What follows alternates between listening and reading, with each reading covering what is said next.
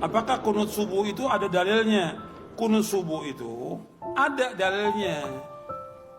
Kunut subuh terus menurut ada dalilnya. Hadisnya dhaif.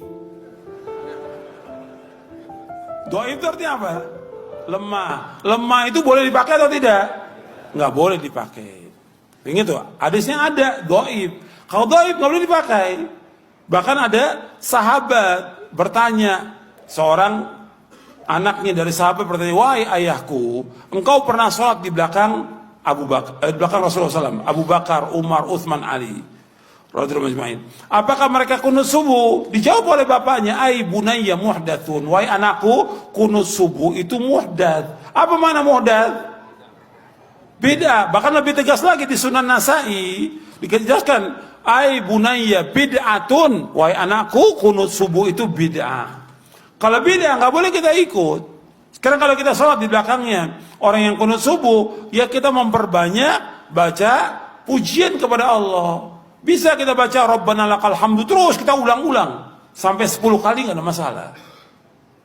Bahkan Nabi pernah membaca li rabbil hamdu li rabbil hamdu li rabbil hamdu li rabbil hamdu terus sebanyak-banyaknya.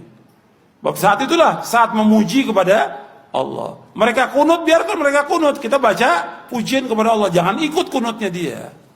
Tapi kalau dia sujud, wajib ikut. Karena kita bermakmum dengan imam. Nggak boleh kita menyalahi imam. Tapi ketika dia berbuat beda, nggak boleh kita ikut bid'ahnya. Jelas? Kemarin banyak persoalan-persoalan tentang kunut. Kunut itu bid'ah katanya, Ustaz. Begini. Anda boleh punya pendapat. Tapi Anda jangan lupa ada ragam pendapat dari para ulama. Maaf ibu bapak sekalian. Keterangan hadis kunut itu bid'ah terdapat di hadis ada An-Nasai, ada juga di Al-Bukhari. Turunkan semua hadisnya. Anda tahukah Anda periwayat hadisnya itu juga kunut?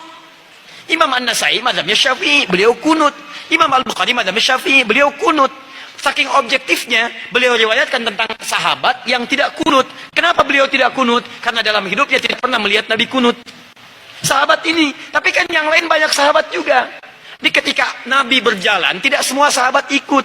Nabi ke Badar, sebagian sahabat ikut. Nabi ke Uhud, sebagian sahabat ikut. Tidak setiap tempat sahabat ikut semua.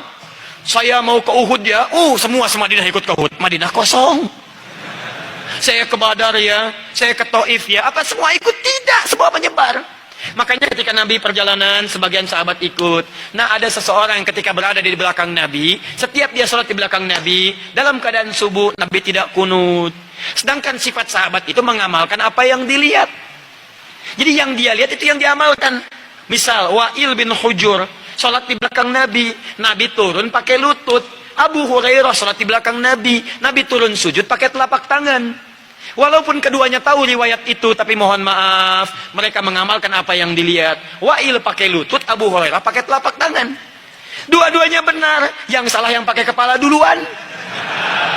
Belum apa-apa sudah ramai kepalanya, ini bid'ah, ini salah, ini itu muka Anda dari ujung kepala sampai ujung kaki bid'ah tuh. Kenapa? Karena Anda tidak belajar hadis dengan ilmunya. Ini yang tidak kunut di belakang Nabi karena dia sholat di belakang Nabi, Nabi nggak kunut. Tapi ada sebagian sahabat sholat di belakang Nabi, Nabi pernah kunut. Ada Abdullah bin Umar, Nabi mengajarkan kunut pada Al-Hasan cucunya. Dari situ disimpulkan oleh ulama. Apa kesimpulannya? Yang mau kunut silahkan. Maka Imam Malik kunut. Kunutnya sebelum ruku disirkan. Imam Malik itu Masya Allah, anak sahabat besar. Anas bin Malik, lahir anaknya Malik bin Anas. 93 Hijrah, lahirnya di Madinah, tumbuh di Madinah, besar di Madinah, jadi mufti di Madinah, wafat di Madinah. Dikenal dengan Imam Madinah, Darul Hijrah, Imam Madinah kunutnya sir. Imam Syafi'i muridnya Imam Malik, lahir tahun 150 Hijrah, kunut. Beda dengan gurunya, Syafi'i dijaharkan, kunutnya ba'da ruku, bangun setelah i'tidal dijaharkan. Bacaannya sama dari Nabi, Allahumma hdini fiman hadid. Kalau jadi imam, Allahumma hdina fiman hadid. Imam Abu Hanifah wafat tahun 150 Hijrah, memilih yang tidak kunut, ngambil hadis sahabat yang tadi. Karena kata beliau asalnya tidak kunut. Ada kejadian di Bir Maunah, Nabi kunut, setelah itu tidak kunut lagi. Maka disimpulkan kunut itu menurut saya tidak ada. Karena sementara saja, setelah itu tidak ada. Maka kembali ke asal, tidak ada kunut. Abu Hanifah tidak kunut. Diamalkan itu dari yang tadi. Imam Ahmad datang kemudian, lahir tahun 163 Hijrah. Imam Ahmad muridnya Imam Syafi'i. Syafi'i muridnya Imam Malik. Imam Malik masa yang sama dengan Imam Abu Hanifah. Wafatnya duluan Abu Hanifah. Apa yang terjadi dengan Imam Ahmad? Kata Imam Ahmad, saya ambil yang pertengahan, tengah-tengah saja. Ini kunut jahar, ini tidak kunut. Saya ambil tengah-tengah. Apa tengah-tengahnya? Nabi kunut saat ada peristiwa besar membutuhkan doa. Sebelumnya tidak kunut. Saat ada peristiwa itu beliau kunut. Setelah itu tidak kunut lagi. Menurut pemahaman Imam Ahmad bin Hanbal. Maka saya simpulkan kunut itu saat ada peristiwa besar saja yang butuh doa. Peristiwa besar butuh doa namanya nazilah. Maka dikenal dengan kunut nazilah. Tapi hebatnya Imam Ahmad dengan Imam Syafi'i tidak ada masalah. Salat di belakang Imam Syafi'i beliau kunut. Imam Syafi'i salat di belakang Imam Ahmad beliau tidak kunut. Imam Syafi'i datang ke tempat Imam Abu Hanifah. Imam Abu Hanifah sudah wafat. Ketika beliau memberikan ilmu di tempatnya, kemudian diminta jadi imam saat subuh, beliau tidak kunut. Selesai itu kata muridnya, "Ya Imam, kenapa Anda tidak kunut?" Kata Imam Syafi'i, "Saya menghormati pendapat di tempat Imam Abu Hanifah yang tidak kunut." Luar biasa. Imam besar, ahli fikih, imam madhab, ahli hadis, paham hadisnya, tidak ada masalah. Antum bukan imam besar, jadi makmum kadang-kadang, Quran belum hafal, hadis belum tahu, Masya Allah, gara-gara masalah kunut, pada tidak ke masjid. Yang kunut benar, yang tidak kunut benar, yang salah yang tidak sholat subuh. Tuh, ini masalahnya. Jadi kalau guru-guru bersanad itu enak. Silakan, Imam Malik wafat di Madinah, tapi mazhabnya menyebar di Libya, Tunisia, Maroko. Jadi kalau antum ingin melihat mazhab ahli Madinah dulu, prakteknya di Libya, prakteknya di Maroko, prakteknya di Tunis.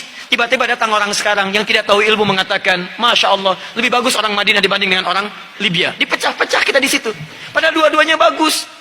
Madinah sekarang, mazhabnya Ahmad bin Hanbal, datang belakangan. Yang dipraktekkan di Madinah dulunya mazhab Imam Malik, datang Imam Syafi'i, dipraktekkan Imam Syafi'i. Sekarang, maaf, yang pimpin itu mengambil mazhab Imam Ahmad bin Hanbal, dipraktekkan di dalamnya, dipraktekkan mazhab Imam Ahmad bin Hanbal. Kalau Anda ingin melihat Madinah tempo dulu, pergi ke Libya, pergi ke Tunisia, pergi ke Maroko, pergi ke Aljazair, itulah mazhab Imam Malik di sana. Kalau ingin melihat kekinian, pergi ke Saudi, ada di Ummul Qura, ada di Madinah, ada sekitarannya mazhab Imam Ahmad bin Hanbal. Kalau ingin Imam Syafi'i, pergi ke Mesir, pergi ke Syria. Kalau ingin lihat Imam Abu Hanifah, pergi ke mana? Ke Pakistan, ke India, sebagian Cina. Kalau ingin melihat keempat-empatnya, Abu Hanifah, Malik, Syafi'i, Ahmad bin Hanbal, pergi ke Indonesia. Jangan pergi kemana-mana.